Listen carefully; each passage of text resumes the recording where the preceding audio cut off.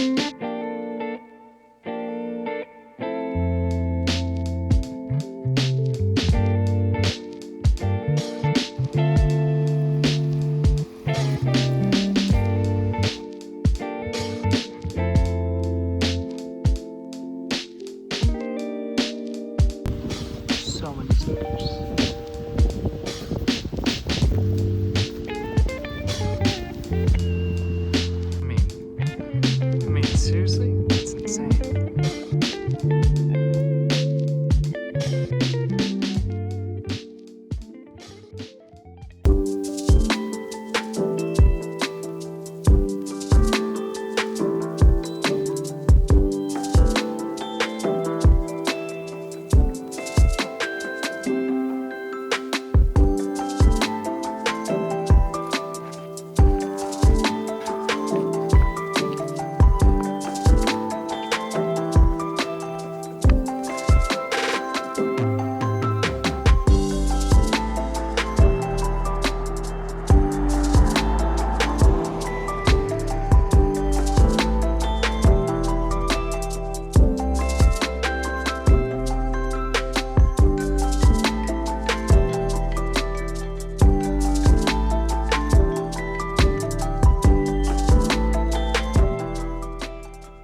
So for the 35mm shots, I shot with Kodak Ultramax 400, which is like a much more budget version of Portra.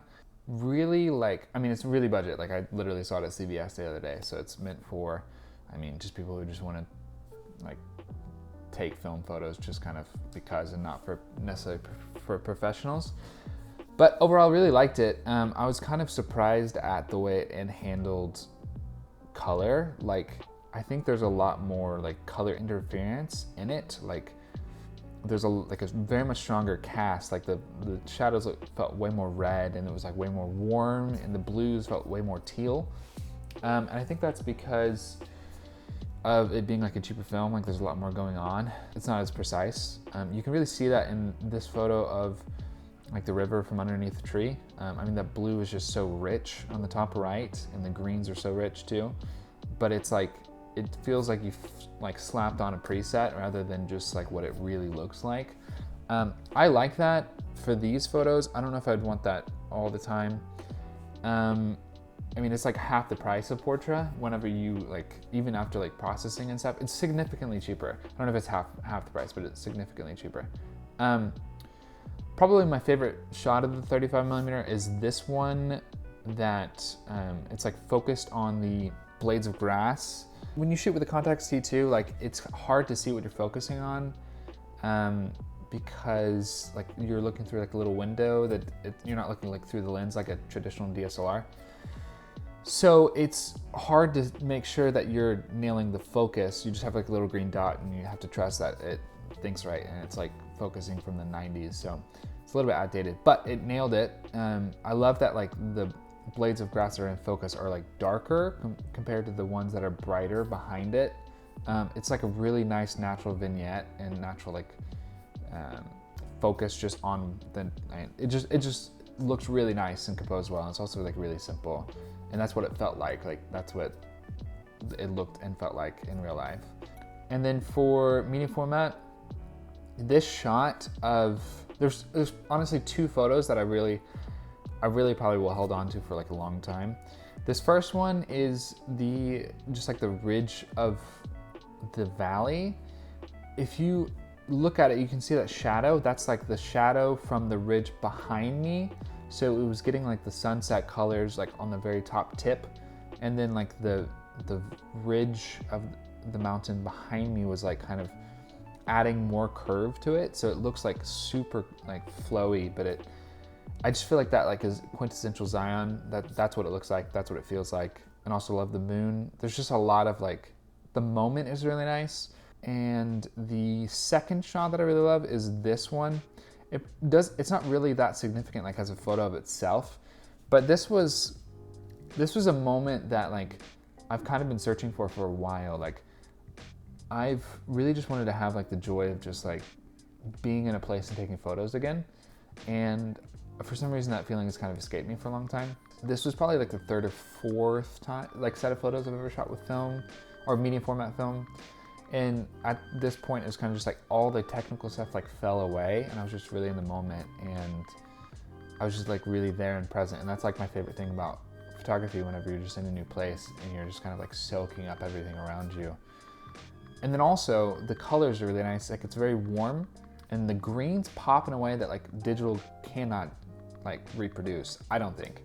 It's hard. I haven't really seen it before, but it just feels so rich, real, and like also like deep, but also simple. I love it. And then, yeah, and then after this, we shot some photos down in the Grand Canyon. I didn't film anything because it was like kind of the last moment in the trip and just really wanted to have a special moment. But we went to the North Rim. This was during like the middle of the shutdown. So there was like nobody there. I think we were the only people for sunset itself. And we're like out on this like ridge that kind of like juts out into the canyon. So we were just like surrounded by like nothing, and it was so beautiful. Victoria was doing yoga and I was like taking photos, and it was just a really peaceful moment. Well, thanks guys. I really appreciate you guys watching. This has been great. Like I really love doing this, producing videos like this. Definitely gonna be doing it more. I've got one more in the shoot, which is Hawaii. So that should be really fun. That might be one video, might be two. I'm not totally sure yet. But expect that to be coming in the next week or two. We'll see. Trying to get stuff out as quick as possible, but obviously it's taking longer than expected. For example, this video is coming out like 4 months after the part 1. So, but really would love to be able to be on a schedule that's like every week or every 2 weeks, that kind of thing. But in the meantime, I hope you guys enjoyed these photos of the Grand Canyon, and see you later. Peace.